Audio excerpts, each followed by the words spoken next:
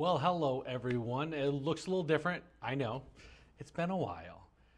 Hey, do me a favor. If you guys are watching, let me know in the chat, whether you're on Facebook or YouTube, where you guys are watching from. I see Rick over there in Indianapolis. Rick, we're printing up your samples right now. They look pretty cool. I'm pretty stoked for you to see them. All right. So as we're gonna kind of free form right now as we let people get into the chat, but definitely let us know where you're watching from. Flying solo today, so I don't have the normal crew working with me. I'll explain what I've been doing because I know some of you, few of you, have reached out asking if I'm still here, and yes, I'm still here at DTF Superstore. Let me know what city or state or country you're watching from, because I know a lot of times on the live streams we have people watching all over the world, so it's fun to see where everyone's watching from. So yeah, so what have I been up to? If you've watched the YouTube stuff, you haven't seen me in a couple months, and we kind of transitioned, we shifted some things around. So I'm no longer in charge of the video department. Andy moved me over to basically be Director of Education and R&D. And so what that entails is I do all the teaching. I was already teaching the boot camps, but now I'm going to all of our one-day events that we're doing, our DTF days we're doing all over the country, at Mimaki locations, at breweries, all sorts of places. We were at a brewery just last week in Las Vegas. But we are, this is freeing me up to do more travel, to be at more events and things like that. The other thing is there's a lot of new stuff that we've been wanting to test, develop, and there just hasn't been anybody that had the time to do that. So that's what I'm doing. I'm testing new stuff. I'm actually currently testing 7 different powders. I have them in little cups right now on my desk. A couple of them are powders we currently carry, and a couple of them are ones we might carry. So we're basically gonna be, I'm testing to see which ones we wanna carry, and then not only that, but like why you would use one powder over another. And we're also developing some new stuff. New things that are gonna blow your mind. There's one project that we're working on that we're pretty stoked on, that so far it's blowing our minds, and we think once we get it fully going, it's gonna kind of, yeah. It makes me like, I don't know if any of you guys out there, when you see something cool, you just kind of go, ha ha ha ha. It's that kind of response. But we're also working on developing some stuff that's gonna make your guys' lives easier. We're kind of looking at pain points in the DTF process and saying, what can we do to make it better, easier, save you guys money, stuff like that. So we're developing some of those kind of things. But a few things that I can announce, like that are coming down the pipe, like as we speak, are specialty films. We received about 25 different specialty films from a manufacturer. We tested the vast majority of them, and we settled on about 6 new specialty films. One of them is a gold foil film. Another one is a silver foil film. Those are currently being ordered now, and as soon as they're available, you will see them on the website, and they will come with instructions, because the specialty films do behave a little different than our normal films. So we're gonna have instructions on how to best utilize those films in your workflow. So those will be coming. What else have we added recently? We've added DuPont inks. Oh, the big elephant in the room. We acquired the Multicraft location in Phoenix, so we now carry supplies. So check this out, y'all. If you are a screen printer, or do screen printing and DTF, if you do embroidery and DTF, or if you just do those on their own without doing DTF, we now carry a lot of stuff. So on our website, we've got supplies, we've got sublimation inks, we've got screen printing stuff. I don't know if the embroidery stuff is up here yet, but we did acquire some embroidery. We're still finalizing some of the products we're gonna carry, but we've got it. It's on our website. I'll actually click right here and yeah, whoop, that's not what I wanted to show you. I wanted to show you, there we go. Got all sorts of inks. We've got inks from Monarch, Willflex, Ink Tech, a couple other brands. So pretty awesome. We really felt like we wanted to support We know that many of you do more than just DTF. And so we've always been looking for an opportunity to offer more options for you guys. So if you're a big fan of DTF Superstore, you can now get some of those other products through us. So keep it on the website. Also our newsletter. If you've never subscribed to our newsletter, it's usually a pop-up that comes up when you're on our website. But sign up for that newsletter because it is a great way to stay updated as to what we're doing, what new products we're adding, what we're up to. It's a lot of fun. I'm having a lot of fun in this new role, testing stuff. I mean, most of you guys know that I like to push things till they break. So, and figure out why it broke and then figure out the way to work back on it. So definitely a huge thing that we're working on and trying to develop is bringing on new products on a regular basis. And I'm sure I've forgotten some new product. Oh, we're now carrying Stahl's Hottronics heat presses. So if you've wanted a DTF on hats, we have the Stahl's Hottronic hat press. And I gotta be honest with you guys, it is amazing. It's like my favorite hat heat press by far and away. There it is. And I've always struggled with heat pressing on hats, and this makes it super easy. So let me see if I got a couple questions in there that I need to answer right away. Awesome. Kimberly, no, we have not thought about putting another store in or around Washington. I know the northern part of Washington is a little bit of that void where it's usually takes like a 3-day kind of shipping from where we're at. But no plans to add a store in or around Washington right now.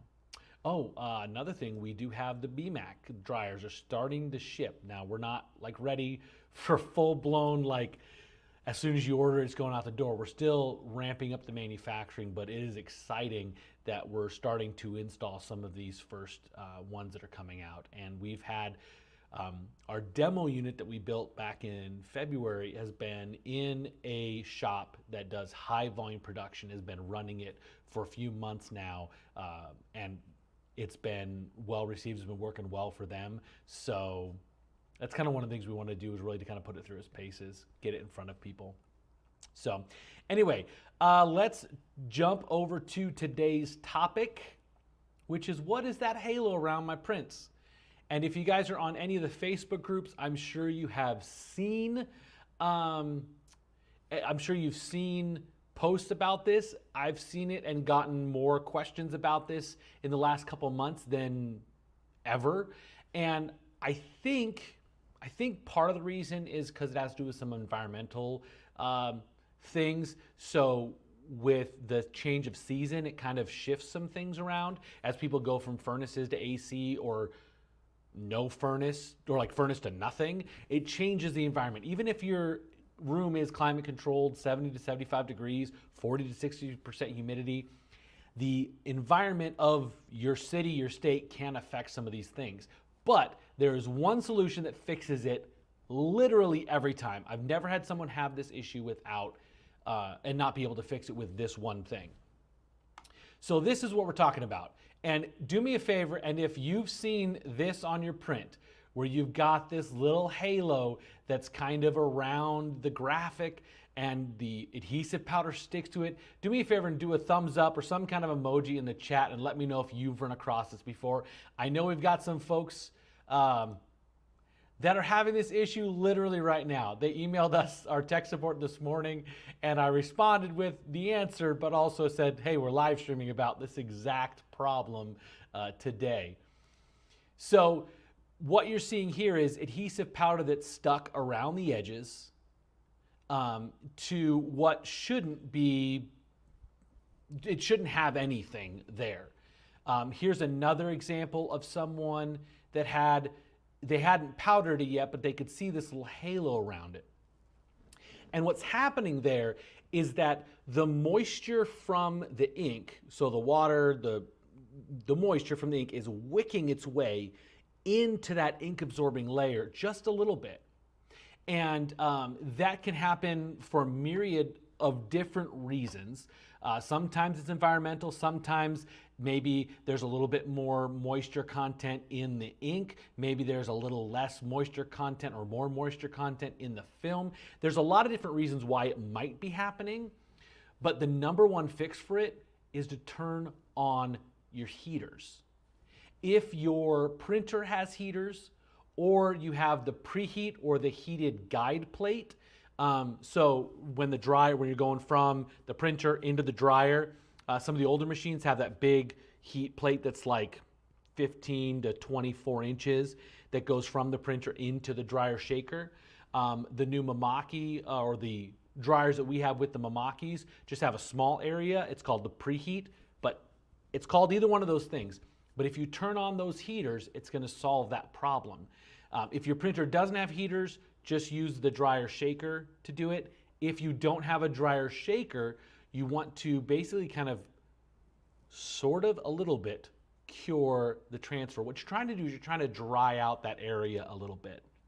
And so in every case, every situation, if we've turned on the heaters on the printer and the heated guide plate or the preheat, whatever it's called, depending on the machine you have, if you turn those two things on, it will completely alleviate this problem. And this is what the guy sent me after he did it. Absolutely no problems whatsoever. So what temp do you set it at? You want to set the temperature to 95 degrees Fahrenheit for the printer, or 35 degrees Celsius, depending on what your machine uses. And a lot of times the machines have a pre, print, and post, and it's fine to keep all those at about the same temperature. So keep those at about 95 degrees, and then take, on the preheat or the heated guide plate, you want to set that to about 60 to 75 degrees Celsius, and I can't remember off the top of my head what that is in Fahrenheit. But printer, 95 degrees Fahrenheit, 35 Celsius. Preheat or heated guide plate should be about 65 to 75 degrees Celsius. And so it depends on your machine. Every one of them runs a little bit different, but definitely experiment with that. One of the other things we found out, look at y'all. Y'all are doing the math for me. Is that 65 degrees Celsius in Fahrenheit? Probably. Yeah, that 130 to 160, I think, is what the Fahrenheit. We were playing with it on the BMAC dryer, which, yes, the BMAC dryer does have a heated guide plate. But all that stuff's running in Fahrenheit. Yes, Colin, it can be a static issue sometimes.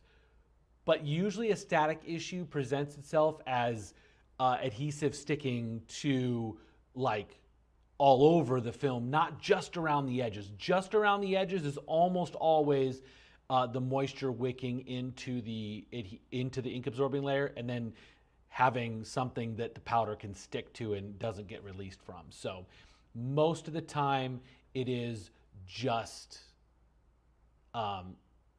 not a static issue when it's around the edges, like this graphic. This is 100% not a static issue.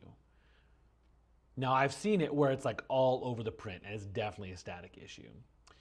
So, and one of the other things that I discovered with this whole like using the heat plates on the printer is I was testing a new film. And have you guys ever seen anything that looks like this? Do me a favor and pop an emoji, thumbs up, or a flame in the chat if you've ever seen anything look like this, or maybe like this. This is extreme. But this is basically moisture that was kind of like caught in the film itself. And one of the ways I alleviated it with this film I was testing was I just threw it in a Ziploc, in a plastic bag with a bunch of silica packs, and that pulled most of the moisture out of it. But I was also able to alleviate it by turning on the heaters because it was just captured moisture. So turning on those heaters allowed it to release some of that moisture. The other thing is a lot of the film or the inks and the powder do have a tendency to kind of lock moisture in between, like if there's moisture in that ink absorbing layer, it kind of locks it in place. And that's why you see it kind of crystallize, almost looking like frost on a window. Now, I don't know what frost on a window looks like because I live in Arizona and we don't have frost on our windows. But I've been told it looks like that. But yeah, so, and then one of the other tests I was doing, and again, this is all part of like, all this random testing is kind of like combined to give me a different set of information. But as I was playing with the heated plates on it, I noticed it caused the ink to behave a little differently. So I went ahead and test printed a bunch of halftone designs, which you guys know have a lot of little tiny dots and stuff like that. And when I was printing them, sometimes it would show like a little, like the white would show up around the edges, and it wasn't because there were semi-transparent pixels. I know because I checked. What I found is when we used no temperature, like no heated guide plate, we just left it at room temperature.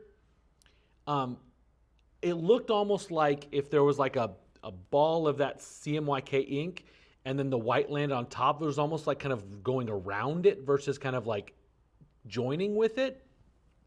And I started thinking about the surface tension of the liquid, of the ink, and at different temperatures, because different temperature, if you take your ink and you run it at different temperatures, it changes its viscosity. And so what we discovered is when the media was too cold, it would create more surface tension on that droplet of ink that was put on there, and would cause the white, when it got laid onto it, kind of like splash around it and not like kind of like attached to it. And so I started running up the heat temperature. I started at room temperature and I went to like 80, 85, 90, 95, 100. I went all the way up to 120.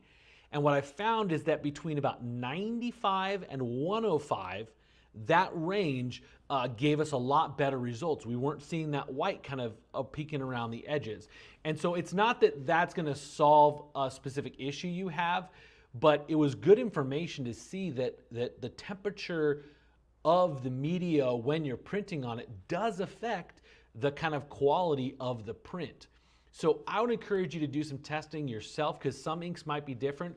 But because I tested the full range from like super cold to like really hot, and found that middle range was kind of the perfect working area, I think those numbers are probably going to work well for you. So I think it's an important thing, if you're not using the heaters on your printer, to start using them. 95 degrees Fahrenheit, 35 Celsius, it's going to solve a lot of different problems. All right, there was a lot of questions that filtered through while I was talking all that, and let me pull them up and see what we've got. Hey, Juan, thank you for watching from Puerto Rico. I appreciate it.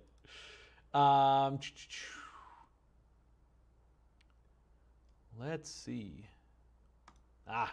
What if it's a design issue? For example, I have some text that prints crystal clear, but the image in the design has a white fuzz or halo around it when it prints.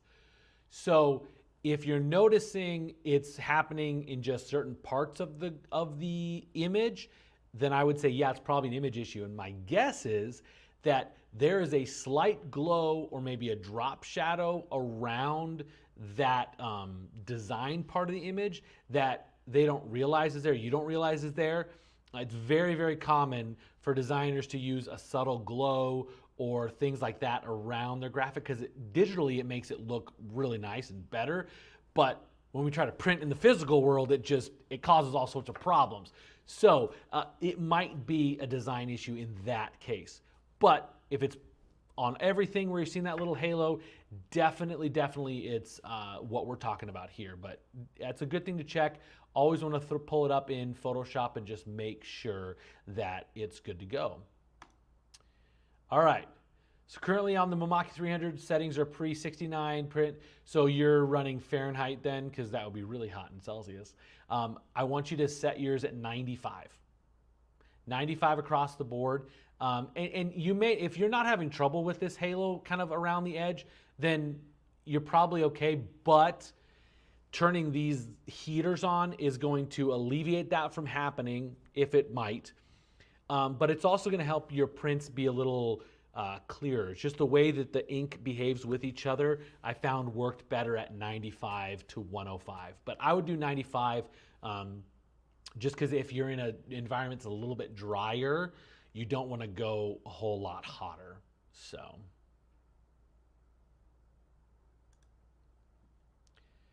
So Brian, yes, my guess is some semi-transparent or semi-opaque pixels in the design for sure. The most optimal fix for that is probably just using a mask in Photoshop and like just cutting that shape out. A lot of times, if you use the select tool and trying to think if I can show you that. Let me come back to that in a minute, Brian. I'll pull up Photoshop and show you guys what I think I would do for that. All right. Yes. Mimaki 150, same as the 300, 95 across the board. And this is the same for every printer. I've done some testing with an older Mongoose, one of our old Mongoose Chinese manufactured machines, and it seemed to work the same or very, very similarly. And I've given a recommendation to people using every kind of printer. Obviously, like L1800s, I don't think have heaters on them. So I did have somebody who was asking me about doing it with an L1800, and I encourage them to maybe, before they powder, set it in their sheet curing oven at a lower temp, like about 130 Fahrenheit, maybe 150 Fahrenheit, something like that, and let it just dry out a little bit before powdering. We've done the video on that shows you that you need to let the print sit for just a little bit before you powder anyway. So it's not a big deal to add that to your workflow if you're hand powdering. Correct, Colin. And I think, like I said, I think that this is happening because of a change of season, why it's happening so much more. It's literally, I can't remember getting very many questions about this. And then this spring, this transition, it's happening a lot. And I really think it has more, and it's happening across different media types. Like it's not just our film, it's been other films that we're seeing it. Obviously, we get the calls for our customers that are buying our film, but I've seen it online on multiple DTF Facebook groups seeing the same problem. So I definitely think it's a little bit more of a change of season thing. And it's a, yes, your environment in your room might be dialed in, but the shipping process when it comes over here, when it's in UPS coming to you guys, all those kind of things can play into some of those things being a little different. And I've started kind of looking at the way we operate with DTF as kind of like windows. So when you're curing a transfer, you want to be curing it somewhere between like 110 and 140 Celsius.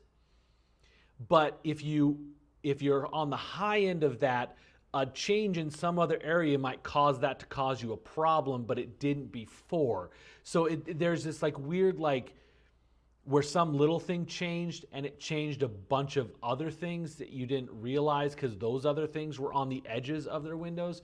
So when we give you guys recommendations for settings, temperatures, processes, we're trying to give you something that's like right in the middle of the operating window. And that's one of the things that I'm really good at is finding what that operating window is, taking out any other variables to find out what the best temp range for pressing, temp range for curing, all those kind of things.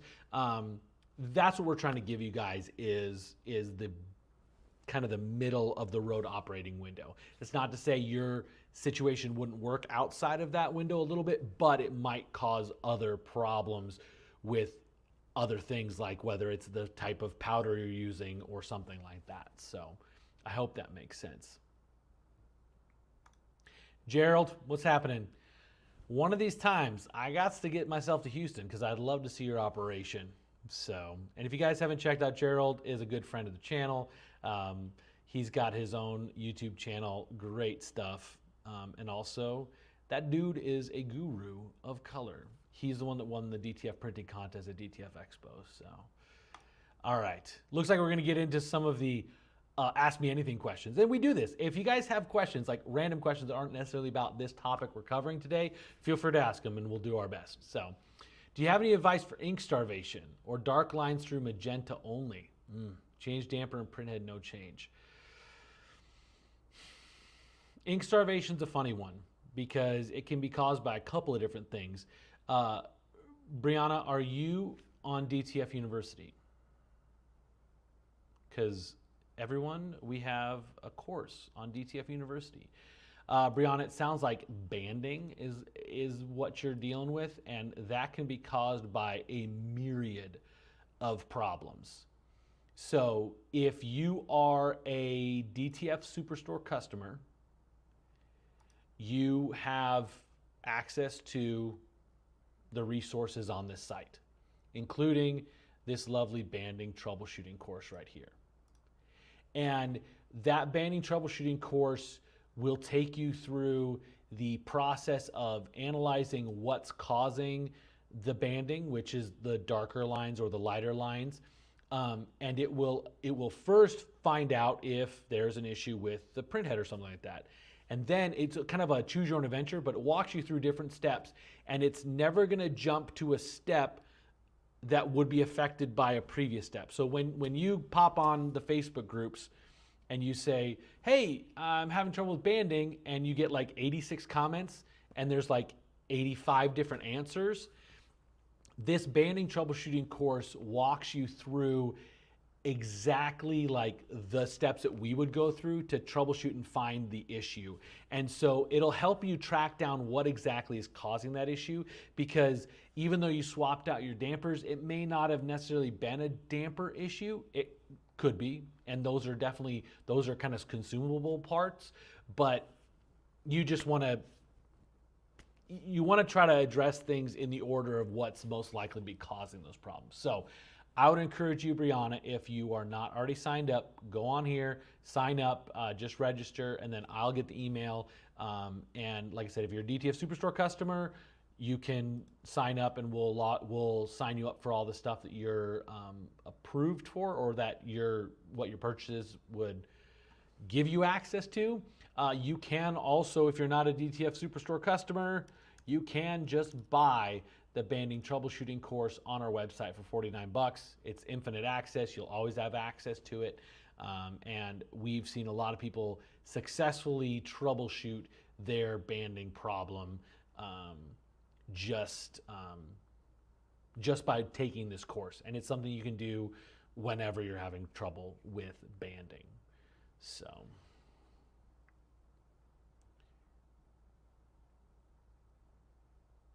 All right, I'm going to share Jared Jolita's comment because it's public. We had so many printing issues that came out just from moving to a new space. I think it had to do with the change in the environment. Yeah.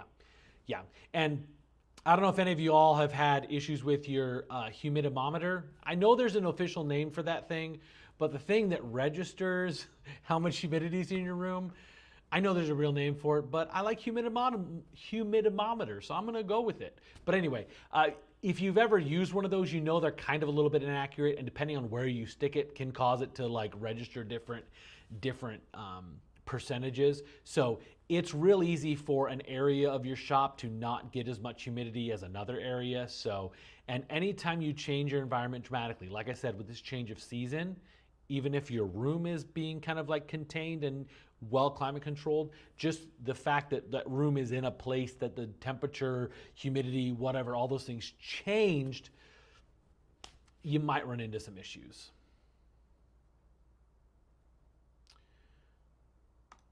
All right. I don't know about that model. I will have to look into that. Settings for the heater on the printer. I believe it's if you hit the select button. She's asking about the Mimaki. If you hit the select button, then it's the middle button says heater, and then you just arrow up to raise the temp. Some of the new print modes that I've been working on building have temperature settings built into them. So we've started doing that going forward, that the new print modes that we're making do force the heaters to turn on. But yeah, so anybody who's got a Mimaki, hit the select button, then I believe the middle button is heater, and then you can turn all of them up and just make sure you hit enter or okay to set those temperatures, and then it'll just take a little bit for them to kick on. So, you know, Gerald, it's funny because ACs and heaters both, they actually remove moisture from a room. So like here in Arizona where it's already been in the upper 90s, I think we hit 100 a couple weeks ago. But when your AC is running, it's also pulling moisture out of the air. So when you're running an AC and some kind of evap or mist or like humidifier, it's actually competing with itself. So just be aware that you're going to have it fighting with itself. So thank you, Gerald. Y'all get on DTF University. It's good stuff. Can I use your DTF film on my Racoma DTF printer? You're okay, Juan. It's all good. We can't sell to everyone. It's okay. Yes, you can use our film on any DTF printer. I love our V2 hot peel. The V2 hot peel is my favorite because I love being able to just press it and yank it right off. Currently, the two main powders that we sell is our super powder and our V2. You can use those with your Racoma printer as well. If you are hand powdering, I would recommend using the V2 powder. If you're running through a dryer shaker and you're doing maybe more fine designs like fine lines or halftone stuff, I think the super powder is a little bit finer. Actually, I know it's a little bit finer grain. I've looked at it under a microscope, but it's a little bit finer grain. It's a little bit softer. So of the powders we currently have, that's what I would do. I would either do the V2 or the super. The super is going to be a little finer, but if you're hand powdering, use the V2 because the super powder is a little bit on the dusty side. So thank you, Carol. I agree. V2 is the way to go. All right. And thank you, Gerald. I agree. Humidimeter is now the official word.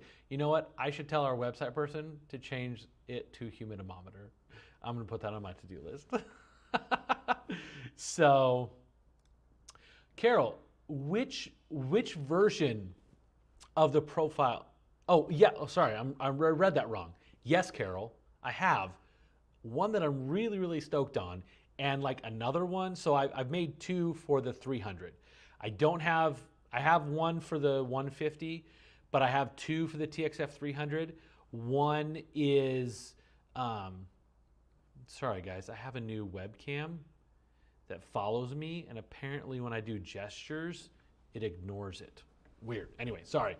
Learning new stuff, learning new tech. Anyway, I've got a print mode that is really good, like accurate colors, and then I have another one that's a boosted kind of color setting. And what that does is it does skew the colors slightly, so they're not as accurate, but they're more vibrant. And I think actually I have one. Let's see if, oh, hold on, watch this, guys. Watch this. This is my new toy. Okay, watch this. It's going to track me as I walk across. Okay, I'm going to zoom out a little bit. Let's see if this works. Okay. So this was the graphic, and Rick, if you're still on, yeah, this is your graphic.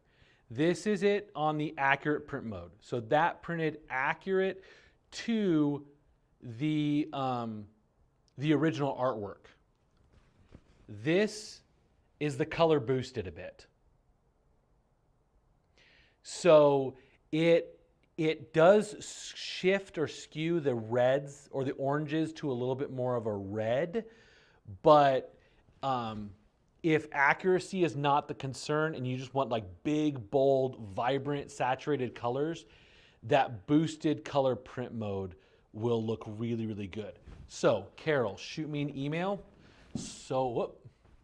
Shoot me an email so I don't forget to send that to you, because I want you to give that a try, because I know you're doing a lot of volume. But yeah, don't use the boosted color one if you're trying to be accurate, for sure. I gotta let my wife on. Yes, honey, lots of exciting things. I announced them at the beginning. I guess you missed out. No, lots of stuff coming. So just keep an eye. Sign up for the newsletter.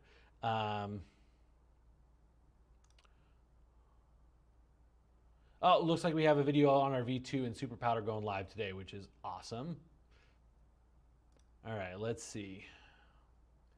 See what else we got.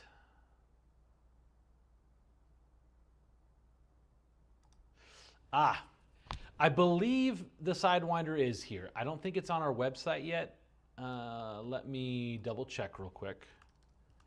So we do have um, an ink roller system to kind of agitate the inks, um, but they are, I don't know if they're on our website yet. We do have them for sale. They're called the Sidewinder. Um, you would want to test out. Actually, I tested out just yesterday because there's a machine I'm testing and I needed to mix up some of the new DuPont white ink. I don't know if I announced that either or if we announced that, but we are a DuPont dealer now, so we do have the DuPont Artistry line of ink, and it is beautiful. It's deep, deep saturation. Okay, I know. So Cecily, I kind of ignored you earlier, and everybody else was asking about it too. So lead sheet. This is something we're working on. Finding something to attach to make it a consistent, like reusable thing is definitely the pain point on that one and the trouble on that one. But we are working on something for you guys because that is a pain point because you guys don't like wasting film and I don't want you to waste any more film than you have to. So, all right, let's see if there's any other questions. I apologize for like the silence I will give you while I'm scanning this to see if there's anything new. But yeah, and if you got any other questions, feel free to pop them in. It's been a while since I've done one of these live streams. It's good to get back to it. I will be doing live streams every other Tuesday. And I know we were doing live streams before on Wednesdays, but between some of the travel I'm going to have going on and different things like that, I just decided that Tuesday was probably a better day for me to do this. I hope this is a good day for you guys. I know Mondays tend to just be crazy because you're just getting back in the office. But yeah, so I think we'll probably do Tuesdays at 11 o'clock. It's kind of going to become the standard. I will do some different projects. We'll do some different things. Maybe I'll show you guys how we made the DTF. So this is the DTF water bottle that I've had since like November that we did the video on. And I have yet to run it through the dishwasher. I'm planning on having that happen fairly soon. But yeah, it worked out great. And I'm going to give you guys some tips on how to make this yourselves. But there's the only little, see, like I've dropped this thing like all over the place. I use it pretty much every day and I have since November and it's holding up really, really well. So, all right, couple extra comments and then we'll call it a stream.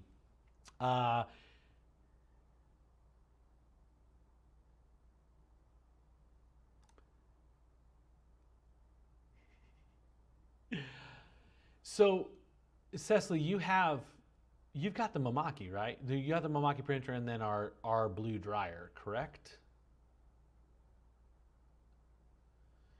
So if you're not running it all the way through at the end of the day and then just using that, so normally what we'd encourage you to do is, okay, perfect.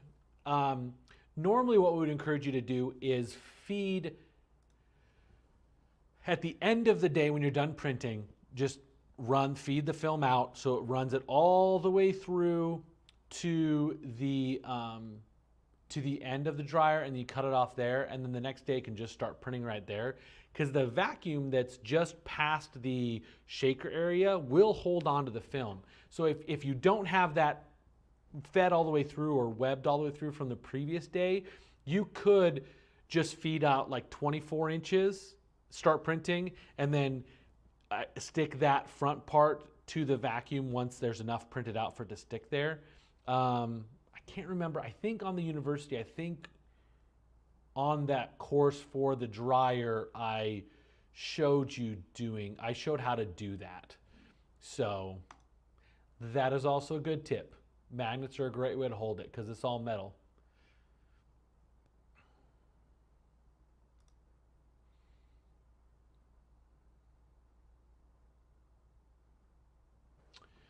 Goes back under the print head. Cecily, we might have to have a little chat later. Find out exactly what's going on, what you're doing. I'm pretty sure you're signed up on university. If you're not, sign up on it. But check out that the dryer course because I do talk about how to cut down on the waste. You do have to stick some, even if you're just starting fresh, you're going to have to waste about 24 inches. And then love that my son's on too. Thanks for watching, son. Yes, there is a heat press for cups and cylindrical objects like this. It's the sublimation heat press. Like it's a mug press, mostly used for sublimation, works great for DTF. So, awesome. Dude, I love this community. I can't wait to see this. Oh, I just remembered. That was really funny zoom that the camera's AI did. When I was in Vegas, somebody mentioned second pressing with sandpaper. And I was like, really? Sandpaper? But a couple of them swear by it on some items, not everything. So, you know what your boy's going to do soon. I'm going to get every grit. I love these new smart things. There we go. Anyway, I love this community, the ideas you guys throw out. You know I'm going to go out and get like every grit of sandpaper and try it and see what the difference is. So anyway, I think that'll about do it for, oh, I almost missed that one comment that was asking about Photoshop. So let me see.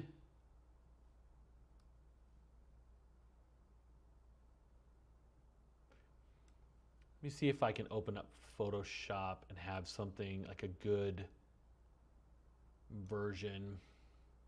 I mean, I can kind of show you with, yeah, I'll do this. Here we go. Let's see. Stop sharing screen.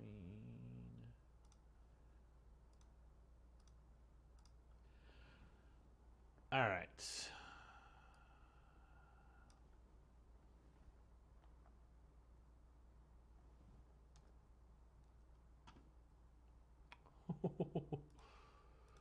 I just messed something up on my Photoshop.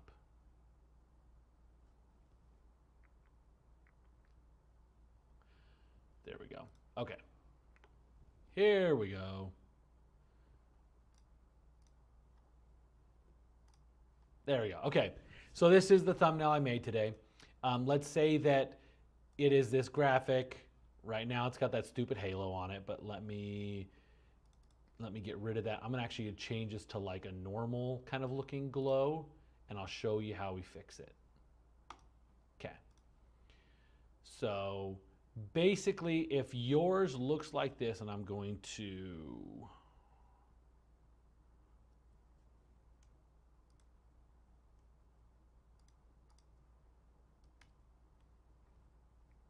okay. So if it's got a little glow like this does, and I want to just select the main kind of part of it. So what I can do is I can create a layer mask that only takes into account the like very transparent pixels. So what I'm gonna do is if I hold down Command or Control, depending on a PC or Mac, and click on this, see how it selected all this? And if we zoom in, we can see it's kind of selecting that area too. What it does is it should be selecting opaque and semi-transparent together in its selection. When I create the layer mask, see how it got rid of some of it but not all of it? And if we look at the layer mask, that layer mask has got some haze to it as well. So what I can do to get rid of that layer mask is I can go to Image. You guys can't see me clicking on it because it's out of this window. But at the top, you go to Image, Adjustments, and Threshold. And you can't see the threshold window. I apologize for not being able to see that. Let's see if I can add that. I'd have to share my whole screen. So there's a threshold window that comes up. And you guys are gonna look at my ugly screen. It's messy, but I really wanna show you guys this. So let me do this again. I'm gonna share my whole screen. And it's gonna be painful, but it's gonna be awesome.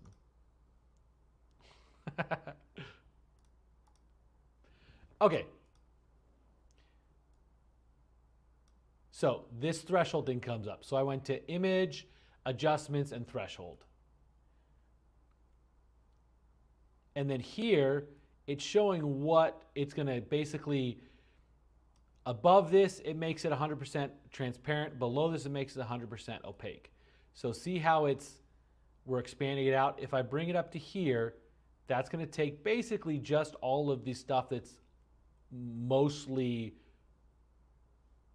opaque. So if I click on that and then I click back off of this, now see, it wasn't perfect and I probably need to tweak with it a little bit. Let me go back into this and let's see.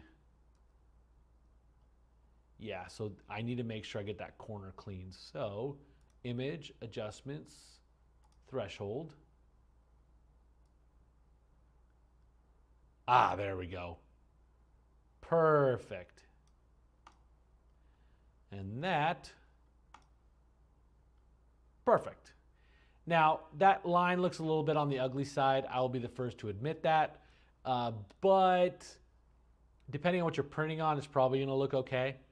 If you want to soften up the lines, you can a little bit, but ultimately, like, you're not going to be looking at it this zoomed in. So that is how you can get rid of a glow. So just as a quick walk-through step process, bring your image in. Maybe separate the text from the graphic that had that, because I think it was Brian asking about having the graphic had some weird glow or something going on around it. Separate them into two separate layers, the text versus the graphic. Then if you command click on the graphic, it will select things and it selects the amount of transparency that's in it. You're going to create that layer mask, which gets rid of some of it, but then you're going to Alt or Option, depending on Mac or PC, Alt on a PC, Option on a Mac, Alt, Option, and click on the layer mask, and then go to Image, Adjustments, Threshold, and we're going to move it almost all the way up to the top. If we go here, actually that probably works okay, because we just want the stuff that's totally opaque. Or yeah, so anything down here is like, this is the fades, so that's the stuff that's like the hazy glow. We just want to bring in all the stuff that's opaque. So actually I can run it up to 255 and perfecto.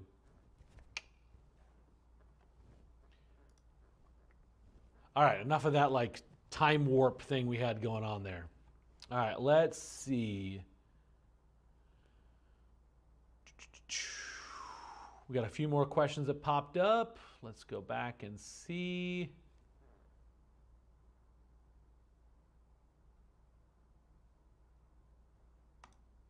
Some people press with second. Y'all know Jeremy's going to do another deep dive of a 28-minute long video testing second press.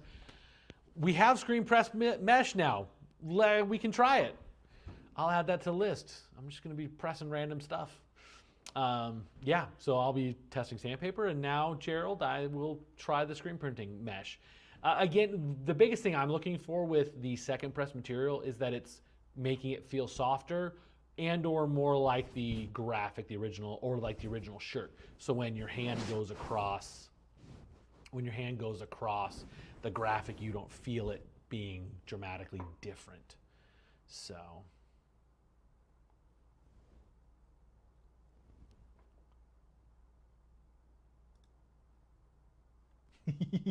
Cecily, we will chat. I've got stuff scheduled out the rest of the day, but let's connect on phone and I will get you squared away, because I don't want you to have to ever message me in all caps again. All right, let's see. Okay, Melissa. Melissa, I saw somebody wearing one of your screen printed shirts. It had Kearney Day Festival thing, something like that. It was just random person. I'm like, I know who makes screen print stuff there. And she was like, I'm pretty sure it was Moose Knuckle.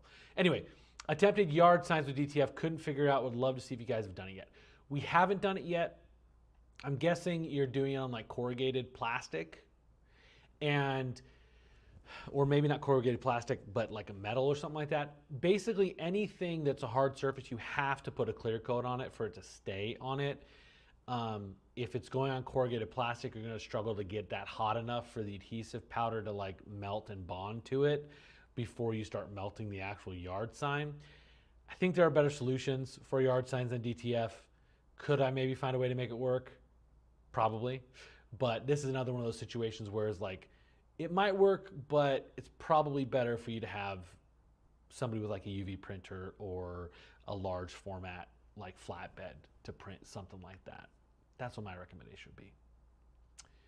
Um, yes.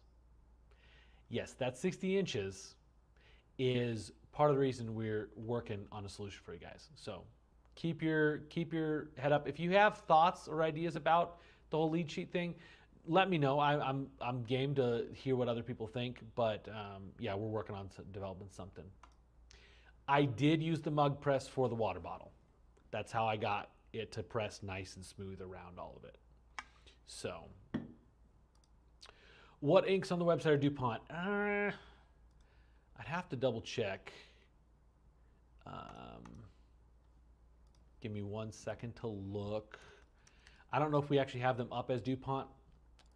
We don't have them up as DuPont ink yet because I think we're getting our first big shipment in the next week or two or a couple weeks. So we may not have the full version of them. We did call them Color Edge for a while. Oh, we do. Okay.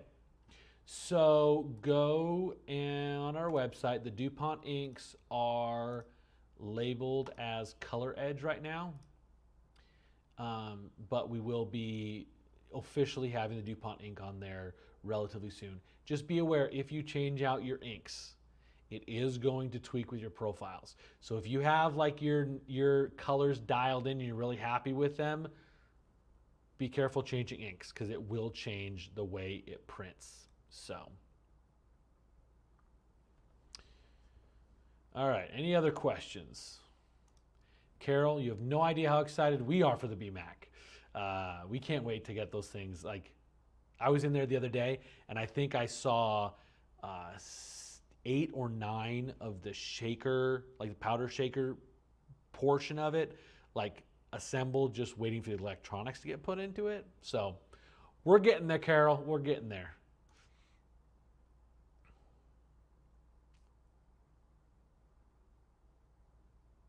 Let's see. Sorry for the silence. I'm reading the questions. What kind of sandpaper, wood or steel? You know, I don't know, Juan. I'm going to have to try both. Wet sandpaper? No. I think I'm just going to go with like, because most metal sandpapers tend to be like a finer grit. I don't think I'm going to go much past like 400 grit. So that's the plan, I think, for testing that.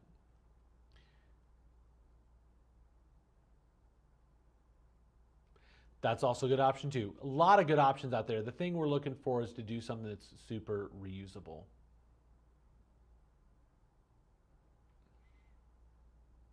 Carol, I love you. So if you're wondering why you can't get B-Maxes, Carol bought 5 of them. I'm just kidding. I'm just kidding. We've sold like, I think like 50 of them or something like that. So we're just trying to churn them out. But Carol's got a big old setup over there. So Carol, I'm excited for you to have those. And definitely when you start using them, and we'd love to hear your experience because you are definitely a big old producer out there. So, and if you guys haven't connected with Carol Barnes before, she is a gem and a wealth of knowledge and does a lot of printing. You're in North Carolina, right? I think that's where you're at. But she's on Facebook. She's pretty active on our DTF printing group. If you've not been on there before, I would encourage you to go check it out, sign up there. It's a big help. So, awesome. Okay, I think I covered all the questions. Guys, thanks again for tuning in. I really appreciate it. Again, every other Wednesday, can't see my face right now.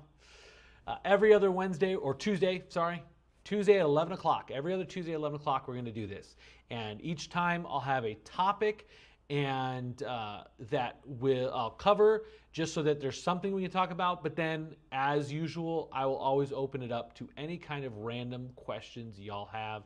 And again, thanks for tuning in, and we'll see you in a couple weeks, guys.